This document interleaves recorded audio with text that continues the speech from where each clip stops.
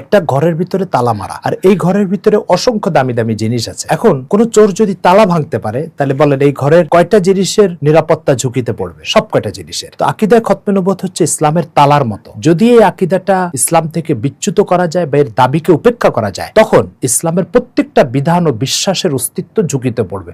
আসসালামু আলাইকুম ওয়া রাহমাতুল্লাহি ওয়া বারাকাতুহু। খুতবা টিভির এই আয়োজনে সকল দর্শককে স্বাগত জানাই।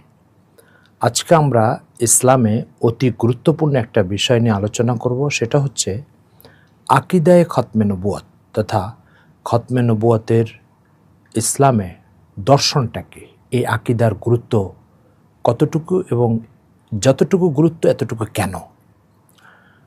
প্রিয় দর্শকবৃন্দ, একটি গাড়ির যেই পার্টসই আপনি সেই গাড়িতে স্থাপন করেন, সেই পার্টসের একটা লক্ষ্য আছে, উদ্দেশ্য আছে। গাড়ির একটা ঘাটতি দূর করার জন্য সেই পার্টসটা গাড়িতে লাগানো হয়। যদি বলেন চাকা, তো চাকার একটা উদ্দেশ্য আছে। চাকা কী করে? গাড়িকে সামনের দিকে বাড়ায়। ইঞ্জিনের একটা উদ্দেশ্য আছে, স্টিয়ারিংয়ের একটা উদ্দেশ্য আছে, ব্রেকের একটা উদ্দেশ্য আছে। তো ইসলামের আকীদার সমষ্টিকে যদি আপনি একটা গাড়ির সাথে তুলনা করেন, তো সে আকীদার ভিতরে আকীদায়ে খতমে নবুয়ত একটা আকীদা। উদ্দেশ্য কি এটার? চলেন আমরা এটা নিয়ে আলোচনা করি। মনে করেন মুহাম্মদ সাল্লাল্লাহু আলাইহি ইসলামের পরে একজন ব্যক্তি এক গ্রামে নবুয়তের দাবি করলো, তার 100 জন অনুসারী তৈরি হয়ে গেল। এবার ওই নবী সম্পর্কে 100 জনের কি ধারণা? উনি যা বলবেন আল্লাহর পক্ষ থেকে বলবেন, উনি যা বলবেন সেটা ইসলামের অংশ হবে, উনি যা বলবেন সেটার উপরে চললে জান্নাত পাবে, আর সেটার উপরে না চললে জাহান্নামে যাবে। এটাই হচ্ছে নবী সম্পর্কে বিশ্বাস। আচ্ছা বলেন তো, মুহাম্মদ সাল্লাল্লাহু আলাইহি ইসলামের পরে একজন ব্যক্তি নবুয়তের দাবি করলো। এবার লোকজন তাকে যায় বলল যে হযরত, আমাদের রোজা রাখতে অনেক কষ্ট হচ্ছে, কারণ জুন জুলাইয়ের গরম মাসে রোজা, তো এ ব্যাপারে দেখেন আল্লাহর সাথে যোগাযোগ করে কোনো শিথিলতা আনা যায় কিনা। 2 দিন পরে উনি এসে বললেন যে জি, আল্লাহ এখন থেকে 130টা রোজাকে 15টাতে করে দিয়েছেন যদি জুন জুলাই রমজান হয়। কিছু লোক এসে বলল ফজরের নামাজ পড়তে অনেক কষ্ট হয়, গরমকালে রাত ছোট, তো ফজরের নামাজটা গরমকালে স্থগিত করা হোক। তো বললো ঠিক আছে, 2 দিন পরে তোমরা আসো। 2 দিন পরে আসলো, উনি নবী বললেন, সেই মিথ্যুক নবী বললেন যে আল্লাহ তাআলা ফজরের নামাজ স্থগিত করে দিলেন।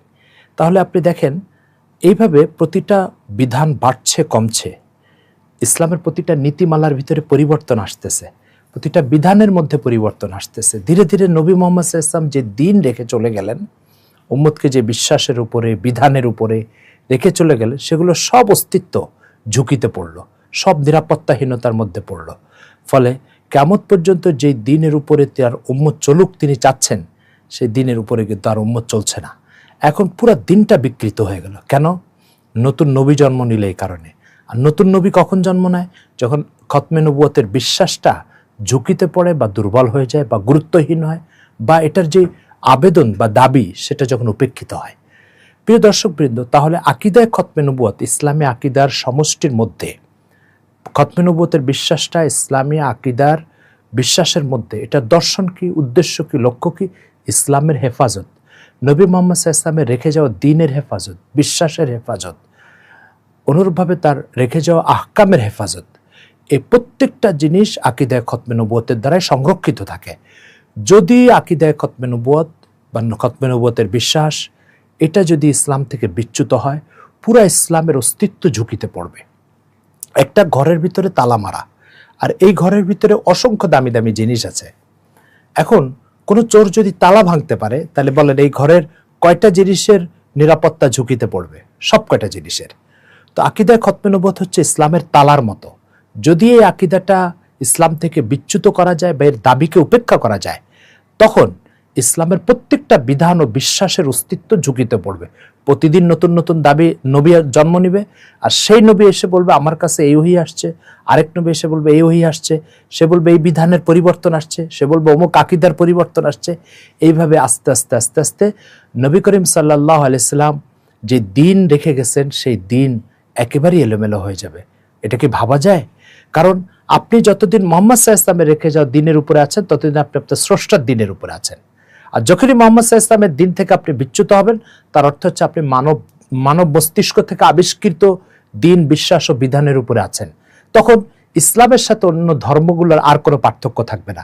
পৃথিবীর অন্য সব ধর্ম বিকৃত ধর্ম এবং মানুষের মেধা থেকে আবিষ্কৃত ধর্ম। ইসলাম হচ্ছে একমাত্র দিন যেটা স্রষ্টা কর্তৃক প্রেরিত ধর্ম। তো তাহলে সৃষ্টির প্রয়োজন হচ্ছে সে স্রষ্টার দিনের উপরে টিকে থাকবে। সৃষ্টির মেধা থেকে আবিষ্কৃত দিনের উপরে একজন সৃষ্টি টিকতে পারে না। ফলে আপনি সৃষ্টির দিন থেকে যদি বাঁচতে চান তাহলে ইসলামে আসতে হবে। আর ইসলামের অক্ষত অবস্থা, অক্ষুণ্ণ অবস্থা, তার রূপ লাবণ্য বৈশিষ্ট্যটা টিকে থাকবে আকিদায়ে খতমে নবুয়তের দ্বারা। এটা থাকলে ইসলামের সব ঠিক থাকবে, এটা না থাকলে এলোমেলো হয়ে যাবে। তো সার কথা হচ্ছে আপনি সৃষ্টির দিন থেকে বাঁচতে হলে স্রষ্টার দিনের উপর আসতে হবে। আর স্রষ্টার দিনের উপর আসতে হলে মুহাম্মদ সাল্লাল্লাহু আলাইহি ওয়াসাল্লামের রেখে যাওয়া দিনের উপর আসতে হবে। আর মুহাম্মদ সাল্লাল্লাহু আলাইহি ওয়াসাল্লামের দিনকে অবিকৃত অবস্থায় টিকে থাকতে হলে আকিদায়ে খতমে নবুয়ত ঠিক থাকতে হবে, অক্ষুণ্ণ থাকতে হবে। এটা হচ্ছে আকিদায়ে খতমে নবুয়তের ফিলোসফি বা দর্শন, যে এই আকিদা মূলত মুহাম্মদ সাল্লাল্লাহু আলাইহি ওয়াসাল্লামের রেখে যাওয়া দিনের সর্বাত্মক হেফাজতের একটা গ্যারান্টি ও নিশ্চয়তা এনে দেয়।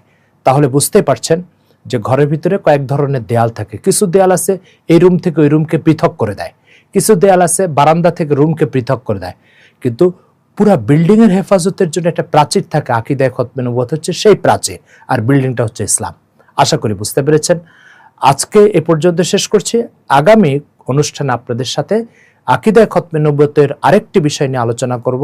সে পর্যন্ত আপনাদের দাওয়াত রইল। আল্লাহ তাআলা কবুল করেন। আসসালামু আলাইকুম ওয়া রাহমাতুল্লাহ। সবকিছু ছেড়ে আমাদের সাথে